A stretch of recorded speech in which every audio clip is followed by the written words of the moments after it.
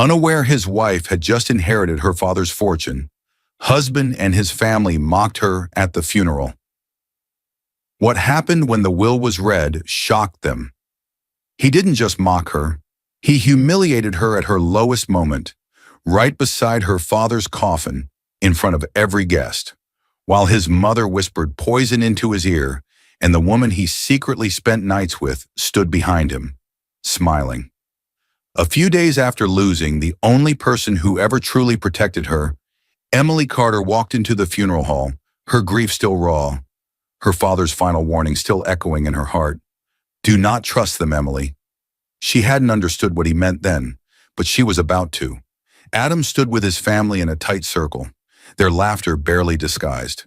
They looked at her with the same cold eyes they'd used for years, eyes that judged, eyes that wanted control, eyes that believed she was nothing now that her father was gone. She looks pathetic, his sister whispered. Her father probably left her nothing, his mother added. Emily heard every word, but she said nothing. And then came Sabrina, the woman Adam claimed was just a friend. She slid her hand down his arm and whispered a sentence that made Emily's knees weaken. After today, you need to make a decision. Adam didn't pull away. He didn't defend his wife. He didn't comfort her. Instead, he marched toward her, grabbed her hand too tightly, and hissed under his breath, "Don't embarrass me today." What he didn't know, what none of them knew, was that Emily's father had already made a decision of his own. A decision sealed in documents her husband didn't even know existed. A decision that would expose their greed, their lies, and their betrayal in a single moment so shocking it would leave Adam and his entire family frozen in place. Dear viewer, thank you for being here. If you're watching without subscribing, it's like letting Emily stand alone in that funeral hall again. When you subscribe, you stand with every quiet soul who has ever been mocked, underestimated, or betrayed at their weakest moment. Click that button and tell me where you're watching from. The sound of strained breathing snapped through the room like a warning. Emily Carter, 32 years old, rushed forward before the panic could fully rise inside her chest. Her father's chest had caught in one uneven lift, and for a second she feared it would be the last. She placed a trembling hand over his, whispering soft comfort until his breathing steadied again. Only then did she allow herself to exhale. The dim lamplight painted the room in a warm glow, but the warmth felt borrowed, held together by habit, not hope. Emily adjusted the pillow beneath her father's head with a practiced gentleness. She had done this every night for months, ever since his health collapsed. A portable monitor hummed quietly by the bed, its weak green lights blinking. His wrist still carried a faded hospital band, a small sign of how long she had been fighting for his comfort at home instead of keeping him in a ward. Emily wasn't the kind of woman who complained. She never had been. She had lived a quiet life, built on small sacrifices and quiet loyalty. Growing up as the only child of Henry Carter, she learned responsibility young. Her mother passed when she was 12, and her father filled both roles without hesitation. He showed her how to balance accounts, track household records, and read contracts, not because he expected her to need them, but because he wanted her to never depend on anyone blindly. Flashbacks blurred into the present as she sat beside him now. She remembered his calm voice teaching her how to sign her name correctly, how to read the fine print others ignored, how to stand firm when people tried to make her feel small. At the time, she thought he was teaching her adulthood. Now she realized he had been teaching her protection. Her father, even in weakness, held on to dignity. She had inherited that from him. Quiet strength, not money. She hadn't grown up wealthy. Her father managed a small family company and lived simply. Over the years, everything he earned, every property, every account, he placed carefully in arrangements she didn't fully understand. When she'd asked, he would smile and say, "You'll understand it when you need to." He never bragged, never boasted, but now she suspected he was preparing something he wanted her to know, something he had guarded fiercely. Tonight she read him an old letter she wrote when she was 16. He had kept it folded at the bottom of his drawer, the ink smudged by time but not forgotten. Her voice shook slightly as she read, remembering the girl she used to be, hopeful, sensitive, trusting. Her father's eyes opened a little, weak but focused. focused only on her. "Emily," he whispered, the word fragile but urgent. She leaned closer, brushing a stray gray hair from his forehead. "Yes, Dad? Listen to me. When I'm gone," his voice thinned like fading thread. "Promise me you will protect what I've protected for you." Emily frowned. His tone held something she didn't understand, something he was almost afraid to say. "What do you mean? Protect what?" Henry Carter's eyes shifted toward the doorway. Just for a moment, as if someone might be listening from the hallway outside his bedroom. As if this house, which had always felt safe, now had corners she should be wary of. Before he could answer, her phone buzzed on the nightstand. The vibration cut through the silence like a rude knock. Emily reached for it hesitantly. A message from Adam, her husband, 35 years old, charismatic to outsiders, curt behind closed doors. "Be home early. My mother wants to talk to you. Again." The words tightened her chest. For months, Emily had been splitting her time between this house and the one she shared with Adam. But most nights she stayed here. Conversations with Adam's mother felt like walking through a field of hidden traps. She always found a way to remind Emily she wasn't good enough for their family, not elegant enough, not polished enough, not wealthy enough. Emily typed nothing back. She stared at the screen until it dimmed, her expression sinking into something unreadable. Her father watched her with tired knowing. He had seen the strain long before she admitted it to herself. "Emily," he whispered again, voice hoarse. She turned back quickly, gripping his hand. "I'm here, Dad. I'm right here." His fingers pressed weakly against hers. "Do not trust them, Emily." The words struck the air like a blade. Emily stilled, completely. "Dad," she breathed, unsure if he meant Adam's family, or someone else entirely. But his eyes had already closed, drained from the effort. The room felt heavier now, as though the shadows themselves had leaned closer. Emily held his hand tighter, her heart beating with a new, uneasy rhythm she didn't yet understand. Outside the bedroom, her phone buzzed again, longer this time, almost as if warning her that Adam's world would soon collide with hers in a way she wasn't ready for. And somewhere toward the back of the house, she thought she heard a soft thud, like a side door closing, a faint sound out of place at this late hour. For a second she froze, listening. But the noise faded, and the monitor's weak beeps filled the silence again. She told herself it was just the wind. She didn't yet know it was the first sign that someone else had taken an interest in what her father had protected for her. The laughter hit Emily like a slap the moment she unlocked the front door of the house she shared with Adam. Loud, carefree, out of place. She froze in the doorway, the sound dragging her out of the heavy thoughts she carried from her father's bedside. It was late, later than she'd promised Adam. She had stayed longer with her father after his breathing scare, making sure he was settled before she left. Her clothes still carried the faint scent of his room, antiseptic and old aftershave. Adam was on the couch, leaning back as if his entire world had no weight. He was 35 years old, tall, neatly dressed, and always polished when other people watched. His smile was wide, brighter than anything he had shown her in weeks. Across from him sat a woman Emily immediately recognized. Sabrina Moore, 29, introduced months ago as his friend from work. She was stylish, confident, with a voice that slid across the room like silk, and far too comfortable inside Emily's home. Sabrina laughed again, her hand lightly touching Adam's knee before she noticed Emily in the doorway. "Oh, Emily!" Sabrina jumped up, walking toward her with open arms. "It's been so long." Her hug lasted a moment too long, her perfume strong enough to cloud the air, a sharp floral scent that dragged up a memory Emily had pushed away. A flash. Months earlier, Adam coming home late, his shirt carrying that same perfume. Emily had asked casually if he had visited a store. He'd answered too quickly. "Probably someone at work hugged me." She told herself she was imagining things. She didn't want to be the jealous wife. She trusted too easily. Now, the scent felt like proof she didn't want. Emily gently pulled away. "I didn't know we had company."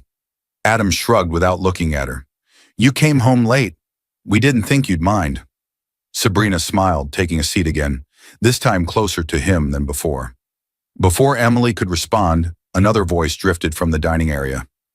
"Late again?" Adam's mother, Margaret, stepped forward. 60 years old, sharp eyes, always judging. She crossed her arms as if Emily had committed an offense.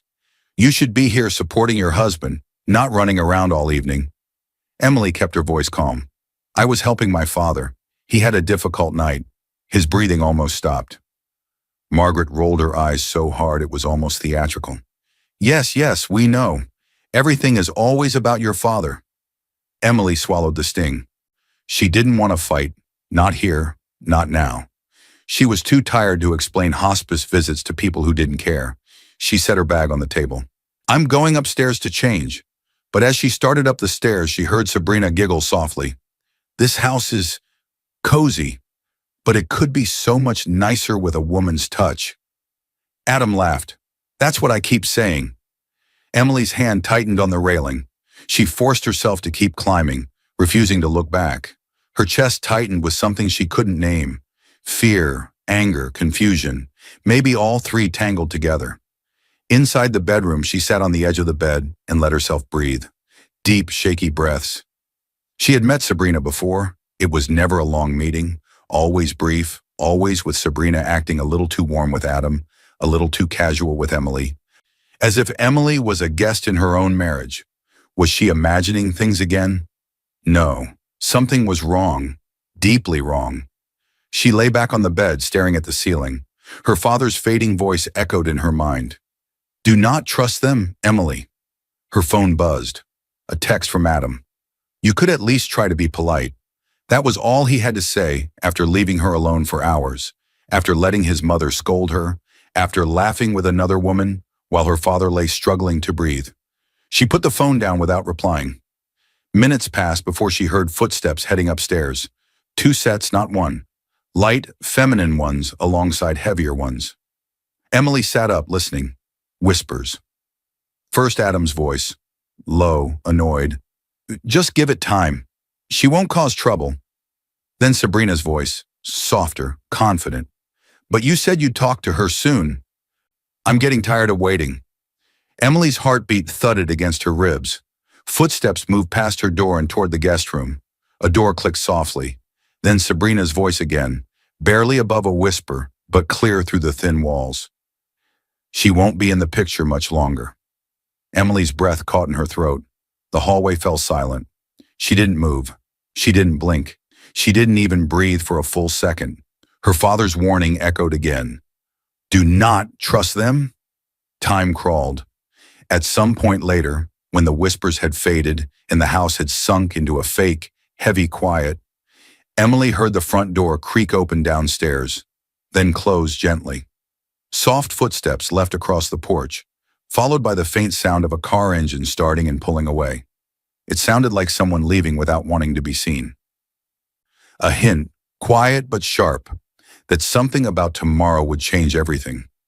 Emily stared at the ceiling through the darkness, torn between going back to her father's side immediately and collapsing from exhaustion. She didn't know it yet, but by morning, both worlds, her father's and Adam's, would collide in a way she could never undo. The phone ringing yanked Emily out of a shallow, restless sleep. Her heart jumped before she even checked the screen. It was the nurse who helped with her father at night. Emily, I'm sorry to wake you, the woman said gently. His breathing is getting worse. I think you should come now. That was all it took. Emily grabbed her keys with shaking hands and drove through the half-empty streets, the city still dark and quiet.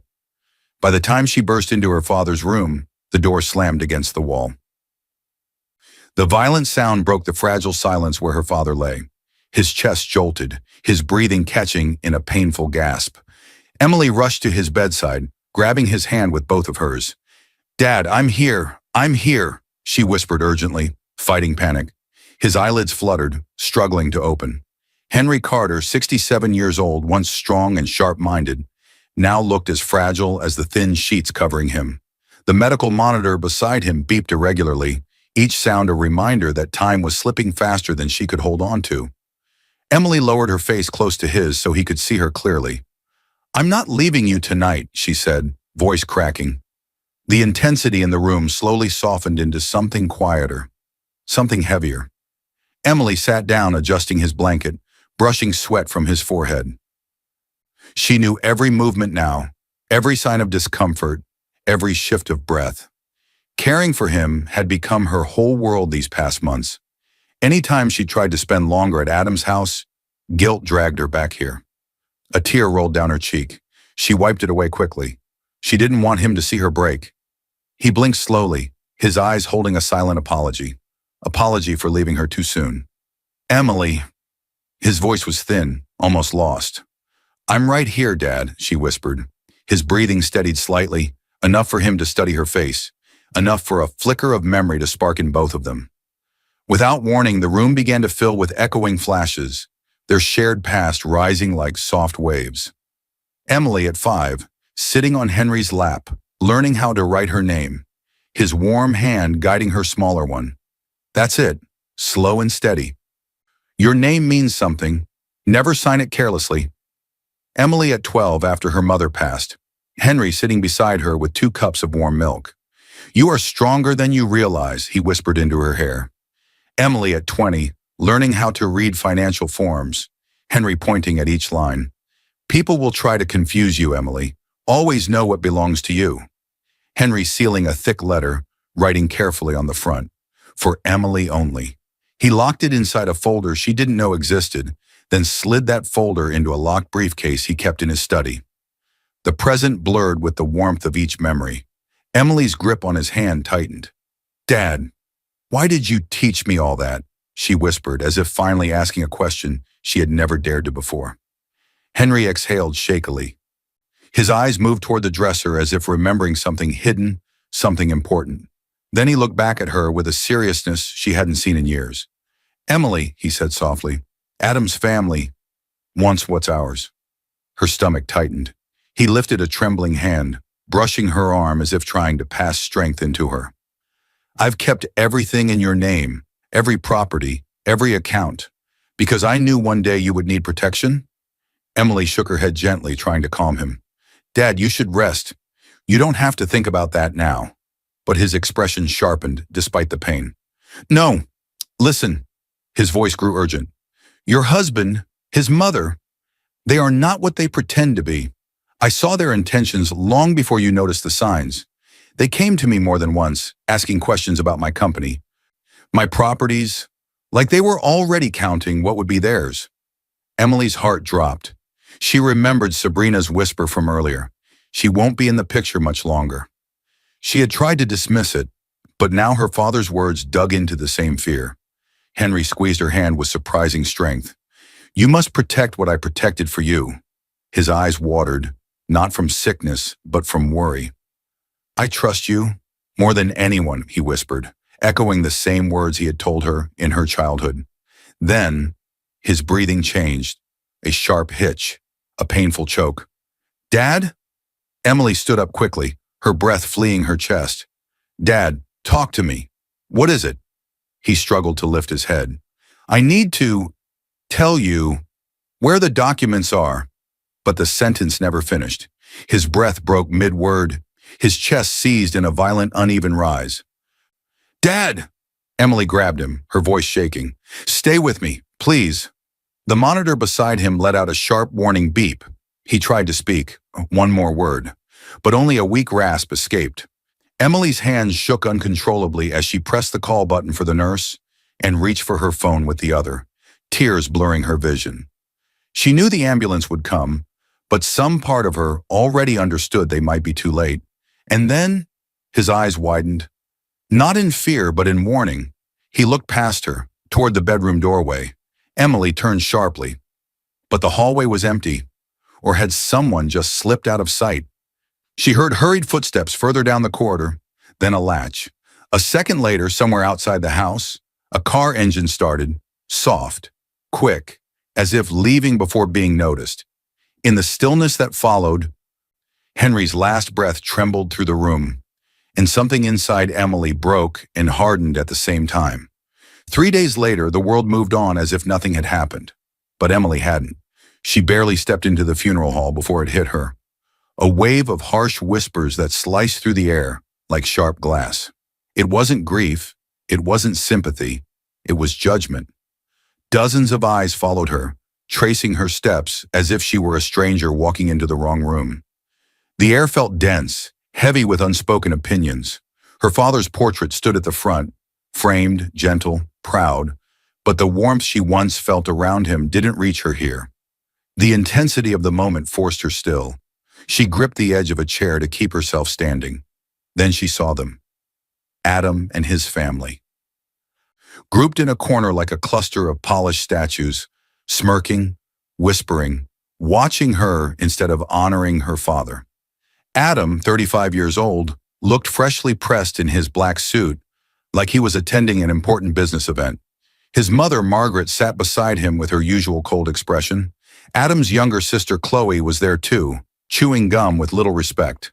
And leaning slightly behind Adam, as if she had every right to stand there, was Sabrina, the woman who was supposedly just a friend from work. Emily's stomach twisted. The whispers weren't truly quiet. They were the kind of low voices people used when they wanted to be heard, but still pretend they were being discreet. "She looks pathetic," Chloe said, loud enough for two nearby guests to glance over. Margaret added, "Her father probably left her nothing anyway." That man never had real money. Adam didn't stop them. He didn't defend her. Instead, he smirked, like he enjoyed the show, like he had already decided how this day would end. Emily tried to breathe. She tried to focus on her father's photo, his gentle smile, the one that always told her she wasn't alone. But the voices kept pulling her back into the storm. "Adam deserves someone who isn't a burden," Margaret said, lifting her chin. "Someone like—" Her eyes flicked to Sabrina. She leaned in toward Adam's ear and murmured, "You could do so much better than her." Her voice, low and poisonous, meant only for him. Emily's chest tightened painfully. She looked at Adam.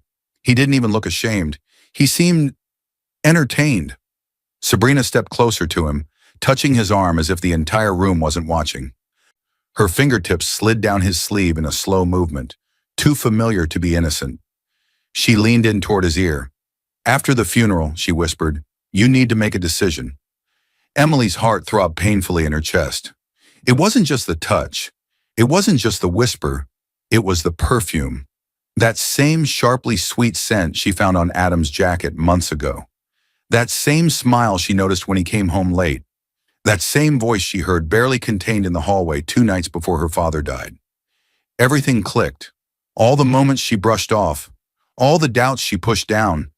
They collided into a truth she could no longer hide from. Her knees weakened. The world around her blurred. She steadied herself on the side of a wooden pew as memories hit her like quiet lightning. Adam coming home late. Sabrina brushing lint off his shirt with gentle hands. Adam laughing in the living room with her, while Emily stood at the doorway, invisible. Sabrina's whisper upstairs. She won't be in the picture much longer. Her father's last warning. Adam's family wants what's ours. Emily swallowed hard, forcing the tears back. She would not fall apart here. Not in front of them. Not in front of people waiting for her to crumble. She walked to the front where her father's portrait stood. She touched the frame lightly, whispering inside her heart, "I'm sorry you have to see me like this." For a brief moment, the room quieted. A soft memory settled over her. The nights she sat with her father, reading, talking, listening. His voice echoed gently in her mind. "Strength isn't loud, Emily. It's steady." She exhaled slowly. Then footsteps approached behind her. Heavy, impatient ones. Adam grabbed her hand, not gently, not lovingly. His grip was rough, as if he owned her skin, her choices, her grief.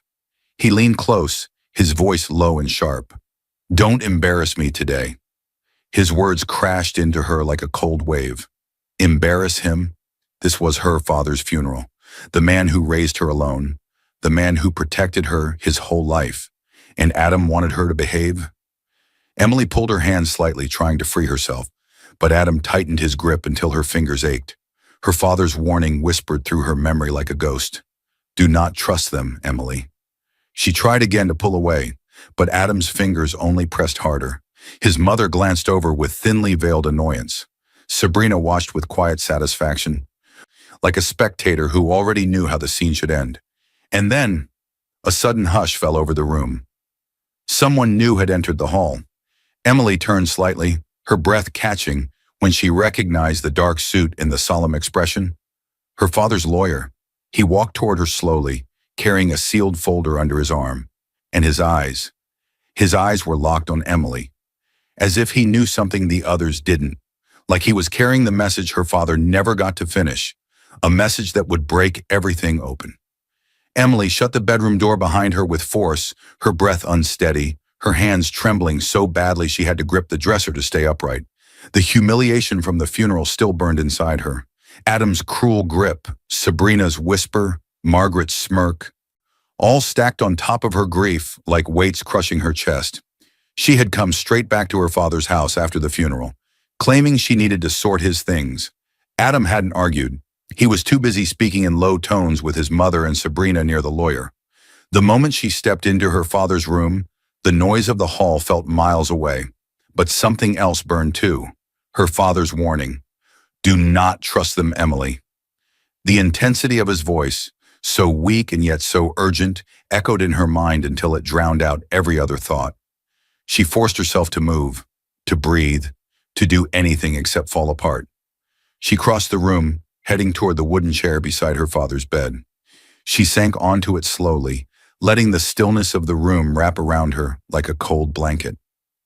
Everything in this room held her father's presence, the faint scent of his aftershave, the stack of books he never got to finish, the small frame photo of her mother on the table, the briefcase in the corner that she remembered from childhood but had never seen open. Emily brushed her hand across the quilt, remembering the calm nights she spent here reading to him, talking about old memories, laughing through pain. But now she felt something different, something she had felt growing since the funeral began. A shift, a spark, a quiet anger forming under her sadness.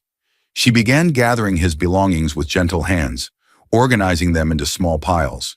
Each object carried a story. His glasses, the watch he'd worn for decades, the pen he used to sign every important document.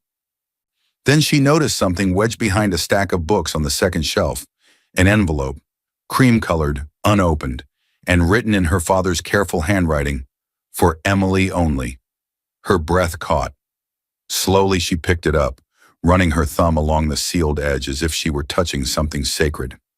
She opened it with trembling fingers. Inside was a folded letter, handwritten in blue ink. Emily unfolded it carefully, afraid the words might fall apart if she rushed. The first line stole her breath. My dear Emily, if you are reading this, it means I have left you sooner than I wanted. Her throat tightened. She blinked away tears and read on. I need you to know that I've ensured your future is safe. Everything I built, everything I protected, all of it is yours. You will understand the details soon. Her hand shook as she turned the page.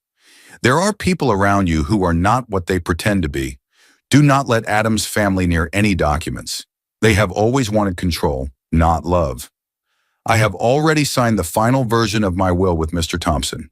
He knows exactly what to do. Emily's stomach twisted. Her father had known. He had seen through them long before she did. Another flash of memory surfaced, a conversation she had forgotten until now. Emily at the kitchen table years ago, her father sipping tea as he watched her. Remember this, Em, he said softly. Greedy people reveal themselves during funerals. That's when masks fall off. She hadn't understood then. Now she did. Emily pressed the letter to her chest, tears slipping down her cheeks, not just from grief, but from clarity. Her father had been protecting her even in his last days. He'd been preparing her for the very moment she faced today. She wiped her tears and reached for her phone. She called the only person who could answer the questions burning inside her, the family lawyer. He picked up on the first ring. Mr. Thompson, Emily whispered, I found a letter from my father. He said you would explain everything. He mentioned the will. There was a long pause on the other end, a heavy pause, the kind that held secrets. Then his voice, low and steady. Emily, I'm glad you found that letter. Your father asked me to wait until after the funeral before we read anything official. You need to come tomorrow. There are things you don't know. Her pulse quickened. What things? He exhaled slowly as if choosing his words. Things your father kept hidden to protect you. The will, the changes he made, and another message he left with me. separate from the one you're holding. Emily's fingers tightened around the phone. Before she could ask more, he said softly, "And whatever happens tonight, do not let anyone near your father's documents or that briefcase in his room. Adam's family has already tried to ask questions they have no right to ask." The line went silent. Outside the room, a floorboard creaked, slow, deliberate, as if someone was standing just beyond the door. Emily's breath hitched. She turned her head toward the doorway, heart pounding, letter clutched in her hand. Someone knew more than they should, and tomorrow when the will was read, they would all find out exactly what Henry Carter had done. The morning exploded with noise before Emily even opened her eyes. Doors slammed. Voices clashed in the hallway. Footsteps stomped across the floor like a small storm circling outside her room. Emily shot upright, heart racing. For a second, she forgot where she was. Then she remembered. Her father's house. The same house where she had held his hand during his last breath.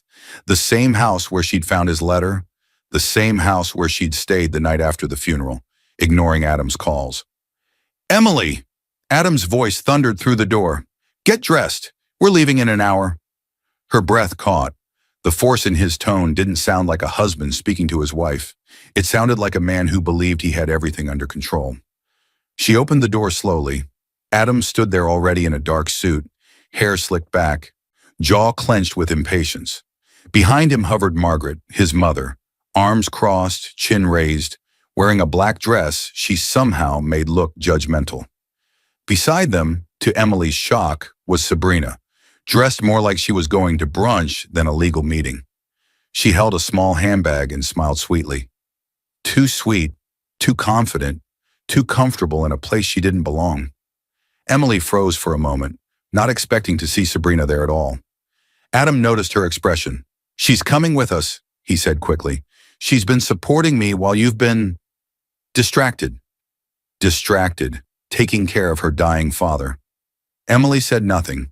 If she opened her mouth, she wasn't sure silence would survive. She thought of Mr. Thompson's voice from the night before. "Your father asked that everyone who could try to influence you be present when we read the will." It made sense now why Adam was so eager. He thought the reading was about him. Sabrina stepped forward, touching Adam's arm gently. "We're all here for you," she said, deliberately loud enough. "This meeting is stressful. You shouldn't go through it alone." Margaret nodded as if Sabrina were a daughter-in-law she approved of. "Exactly. Today is important. Your father left a mess, and we deserve to know how much of it affects us." Emily's breath tightened. Us? Her father owed them nothing. But she swallowed her anger. This was not the moment to fight with people who had already shown their greed in every way possible. She dressed silently, choosing a plain black blouse and slacks. The mirror reflected tired eyes, but there was also something new in them. Resolve. While getting ready, her mind replayed the night before. The letter she'd read, the line that said, "Everything I built. All of it is yours," and the calm, practical tone in which Mr. Thompson told her they would meet today. On his advice, she had also spoken briefly with another lawyer in his firm. The divorce papers now sitting in her bag were the quiet proof that she was done being blind. The drive to the lawyer's office was heavy with tension. No one spoke.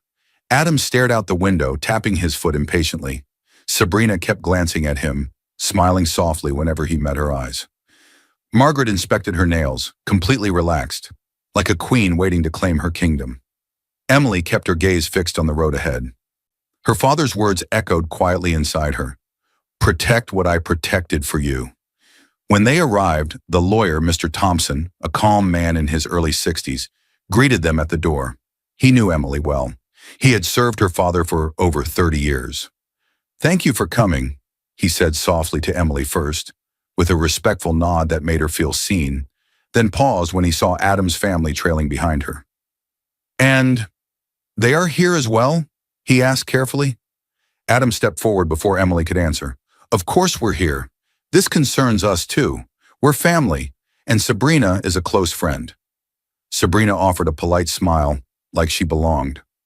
Mr. Thompson gave a polite but thin smile of his own.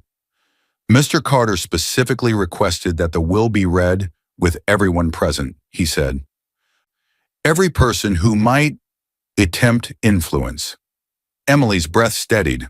Her father planned this. He knew exactly who would try to twist things when he was gone. They followed the lawyer into a conference room with a long wooden table. A thick folder sat at the center, along with a small stack of sealed envelopes.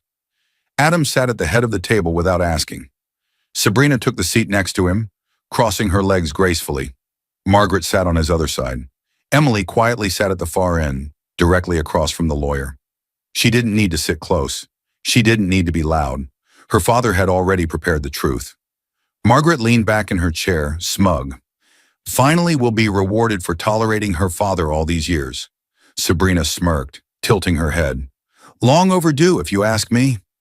Emily's jaw tightened, but she kept her face calm. She rested her hand lightly on her bag, feeling the folded weight of the divorce papers inside. Whether Adam inherited anything or not, he would not be staying in her life. Mr. Thompson opened the folder. The room stilled.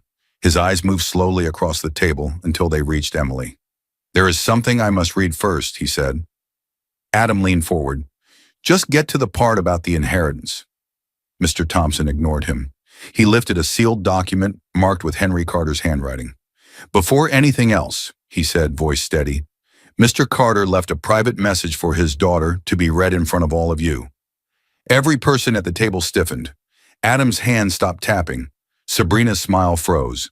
Margaret's eyes narrowed, and Emily felt her heartbeat surge. The lawyer broke the seal.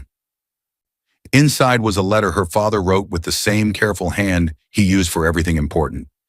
As he unfolded it, Emily felt the air shift around her. Something was coming. Something her father wanted her to hear first. The room cracked open with tension the moment Mr. Thompson unfolded the letter. Not slow, not gentle, but sharp, like a blade drawn across the air.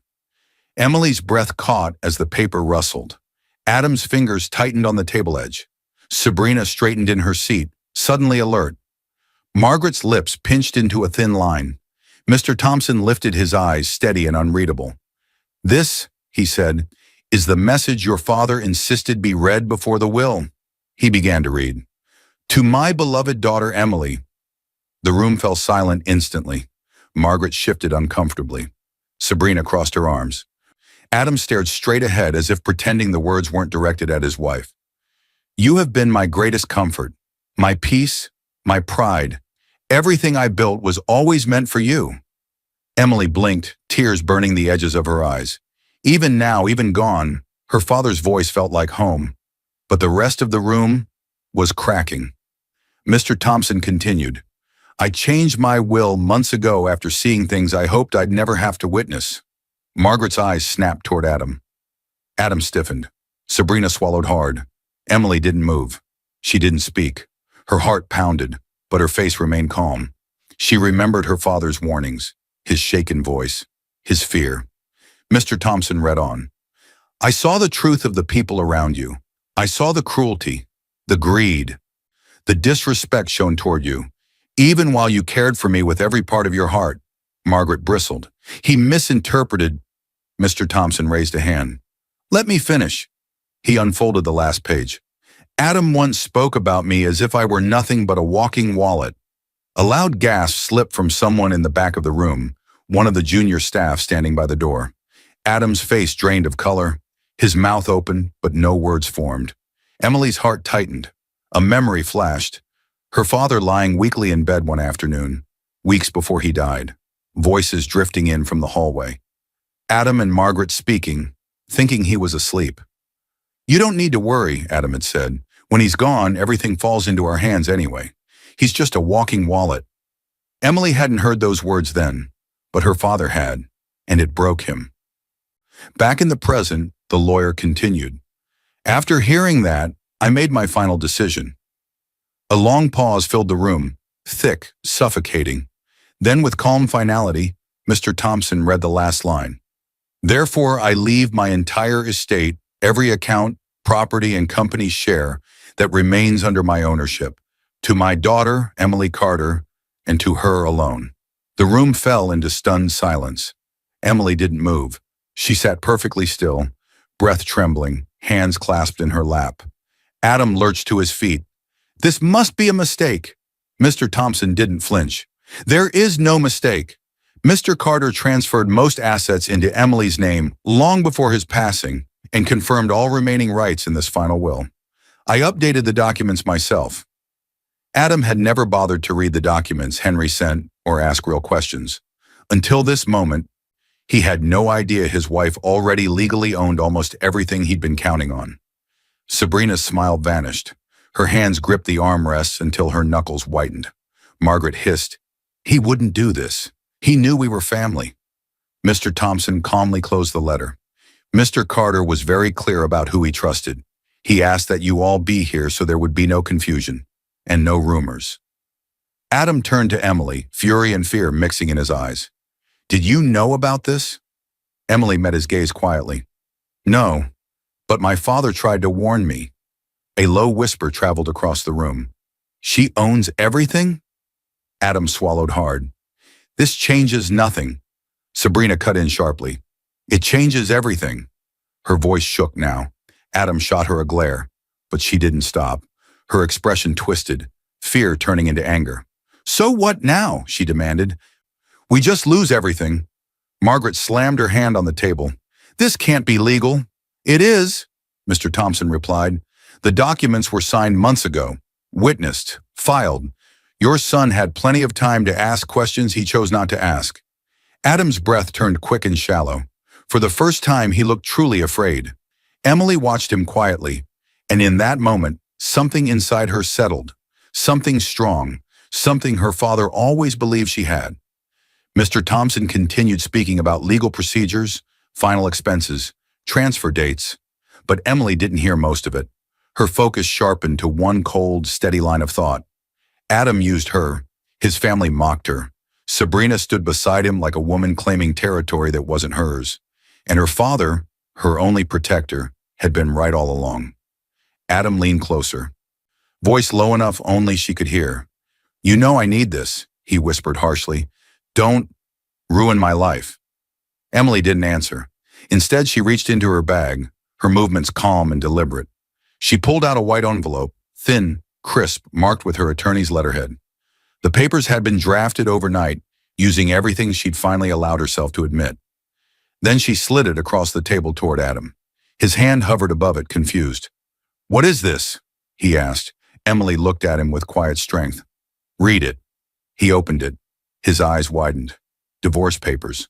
Silence crashed over the room like a tidal wave. Sabrina's jaw dropped open. Margaret gasped sharply. Adam's fingers trembled.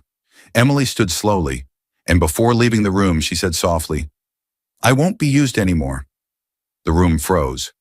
But as she stepped into the hallway, she heard something. A quiet voice behind her. Mr. Thompson. Calm, certain. "Emily," he called gently, "there's still one more document your father left for you. We'll discuss it when you're ready." Something shifted in the air. A hint of an even bigger truth waiting just ahead.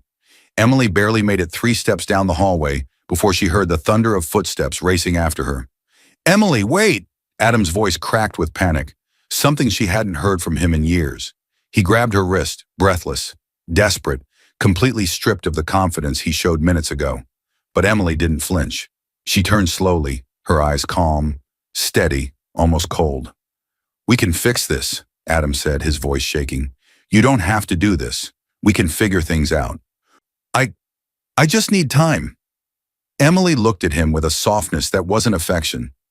It was pity. "Fix what, Adam?" she asked quietly. "Who were you planning to fix things with last night? Me or Sabrina?" His jaw dropped, his face drained of color, caught. For a moment, silence stretched between them, heavy, undeniable. Adam stuttered, I don't know what you think you heard." Emily stepped closer until her eyes were inches from his. Her voice was a whisper, but every word cut clean. "I heard enough." His grip loosened. Panic flickered across his face, raw and real, like a man watching the life he built crumble beneath him. Before he could speak again, a sharp ringtone echoed down the hallway. Sabrina. She appeared from the conference room doorway, phone already in her hand. Her expression was irritated, not devastated. She answered without glancing at Adam. Her voice softened instantly. Oh, it's you. Hi. Emily watched Adam's face twist. Sabrina turned away slightly, lowering her voice. But not enough. Yes, I told you I'm leaving that situation behind. No, he won't have anything soon. It's fine. Yes, I'm ready when you are. Adam's breath hitched. Sabrina hung up and turned toward them, straightening her blouse and forcing a smile that didn't reach her eyes. Well, she said, I guess this is the perfect time to talk.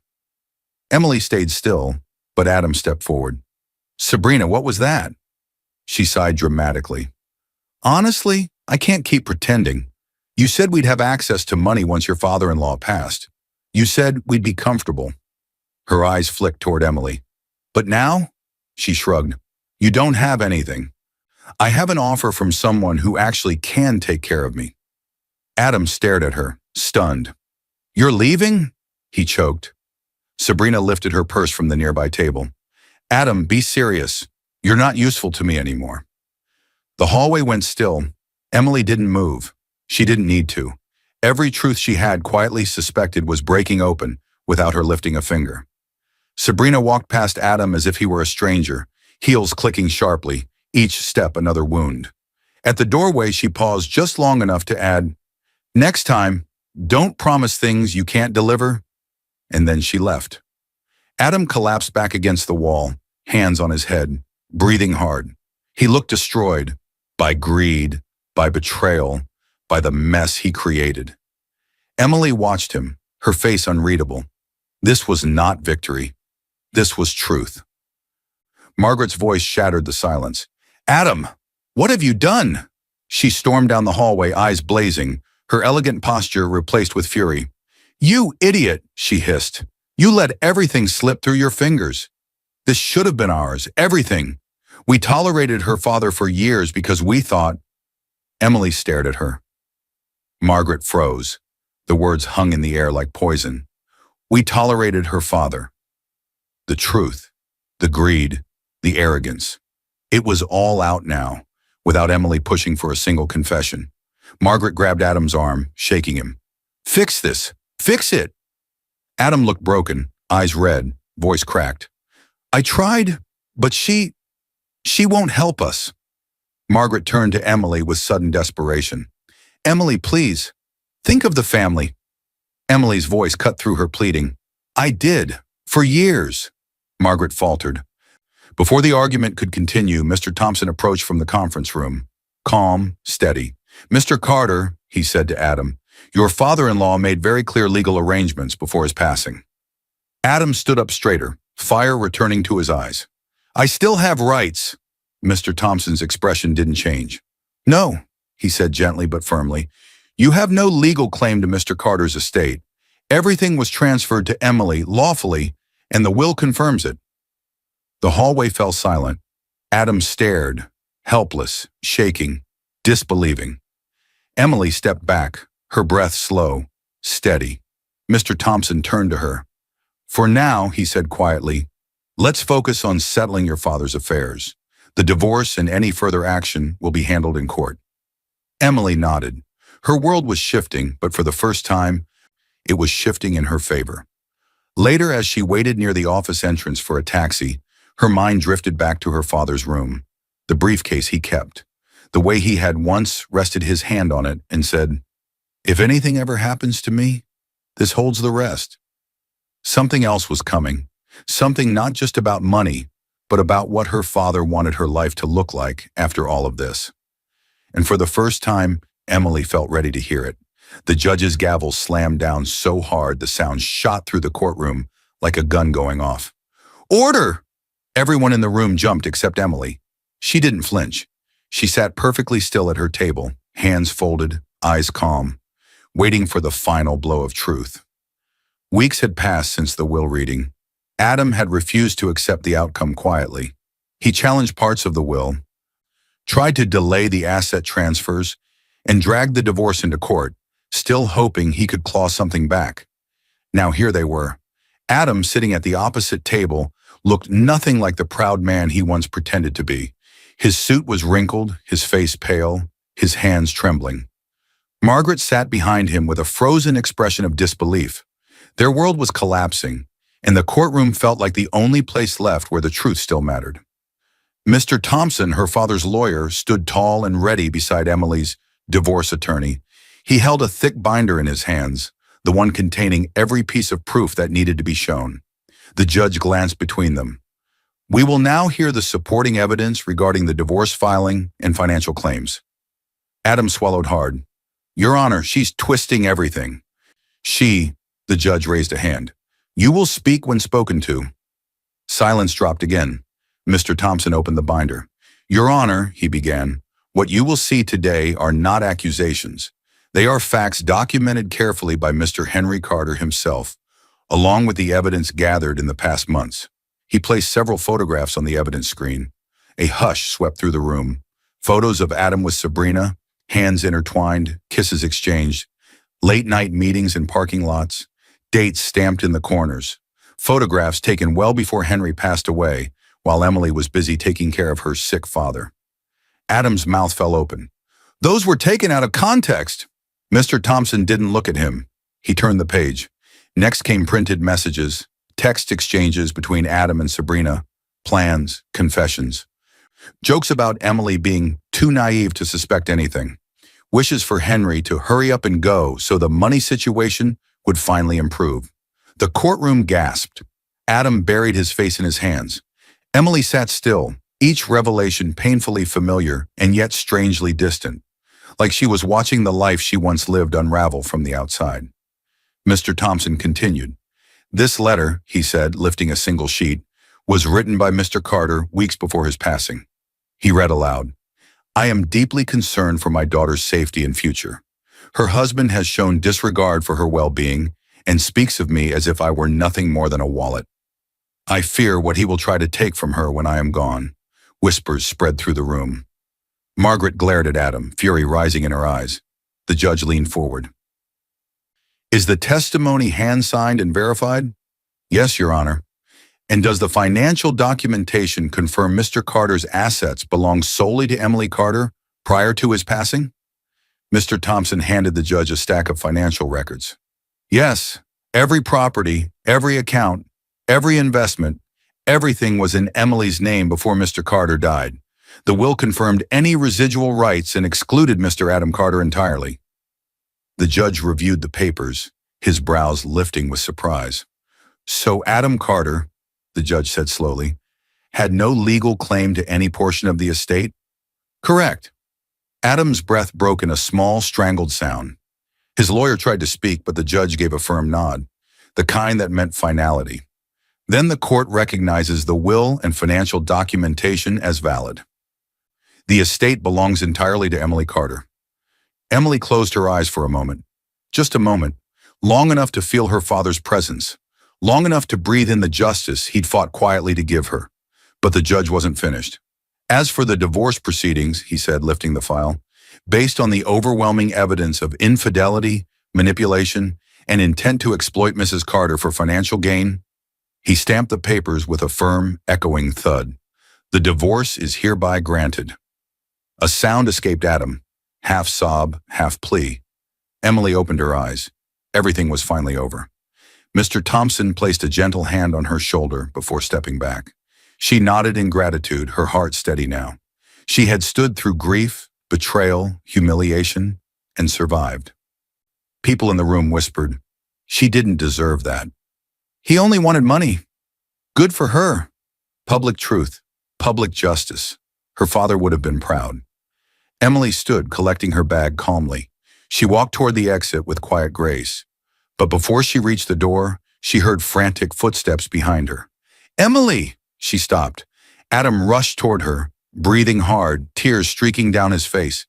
Emily, please, he begged, voice breaking. Please don't leave me like this. I have nothing left. She turned slowly, her expression unreadable. His eyes were desperate, wild, searching for the woman he once controlled. But the woman standing before him now was not the same. Not broken, not afraid, not his. Emily stepped forward, her voice soft but unshakable. You chose this. Adam reached for her arm, but before he could touch her, a firm hand grabbed his wrist. Mr. Thompson. "Step back," the lawyer said quietly. "You have no rights here. The court has decided." Adam's eyes widened with dread, and from the corner of the room a shadow moved, someone approaching with a document in hand. A new envelope sealed with a crest Emily recognized too well. Her father's company crest. A final truth waited. Something her father had left behind that she hadn't seen yet. The courthouse doors slammed open behind her with a force that made everyone nearby turn. But Emily didn't. She didn't need to look back. She didn't need to see the chaos she left behind. She stepped out into the sunlight, letting the warmth hit her full on the face like a long-awaited breath after years underwater. For the first time in months, maybe years, the world felt still. Her hands, which had been shaking through funerals, confrontations, lies, and courtroom battles, finally relaxed at her sides. Her heartbeat softened. Her shoulders dropped from the weight they carried. She stood there on the courthouse steps, 32 years old, freshly divorced, legally protected, and finally free. Behind her, muffled voices echoed through the thick courthouse doors, angry ones, panicked ones, voices that used to control her, belittle her, shame her. Not anymore. Emily closed her eyes, and in the quiet of her mind, a memory rose, soft, warm, and steady. Her father's voice. "Strength isn't loud, Emily. It's quiet, steady, and undeniable." Her lips curled into the smallest smile. He had been right. She didn't need shouting. She didn't need revenge through cruelty. She didn't need to win by tearing others apart. She won by standing. She won by surviving. She won by listening to his final gift, the truth. She opened her eyes again. Across the courthouse window, Adam appeared. Pale, hollow, broken. He stood behind the glass like a man trapped in a cage of his own making. He had nothing now. No money, no family who believed in him, no mistress to run to, and no power over her. Margaret wasn't with him. She had stormed out earlier, screaming at him for ruining everything. Sabrina had disappeared long before the judge stamped the divorce papers, leaving Adam mid-sentence without a second glance. He was alone, completely. His eyes found Emily through the glass. He lifted a hand, not in anger this time, but in pleading. Emily didn't move. He mouthed something. Please. Another plea. One he should have made years ago, when she was still fighting for their marriage, still trying to keep them together, still believing in him. But now, she simply watched him in silence. She had already given him enough. Emily turned away, her hair catching the sunlight like a soft halo. Her steps were slow, steady, confident, every one of them a goodbye to the girl who once lived for someone else's approval. Halfway down the steps, a gentle breeze brushed across her face, carrying with it a familiar warmth, almost like a hand she once held. Her father's voice whispered through her memory, "My daughter, never let cruelty shrink your heart. You were always meant for more." Emily breathed in deeply. Her father was gone. Her marriage was gone. Her fear was gone. But she was still here, stronger, clearer, unshakable. She reached the bottom step and paused. Something inside her shifted. Not fear, not sadness, but acceptance. A new chapter waited, a life her father built for her with love, protection, and trust. Emily walked forward without looking back. Behind her, the courthouse door creaked open again. A familiar voice, Mr. Thompson's, called out softly, "Emily, when you're ready, there's one more thing your father left for you. It arrived today, the documents with his company's crest. It's about your future, not your past." Her steps slowed. One more thing. She turned her head slightly, not enough to look back, just enough to let the possibility sink in. Her story wasn't done yet. Something else waited. Something her father had planned, long before anyone realized it. I hope you enjoyed watching it as much as I enjoyed creating it. Like, share, and comment on the lessons you've learned. Let me know where you're watching from in the comments below. See you in my next video.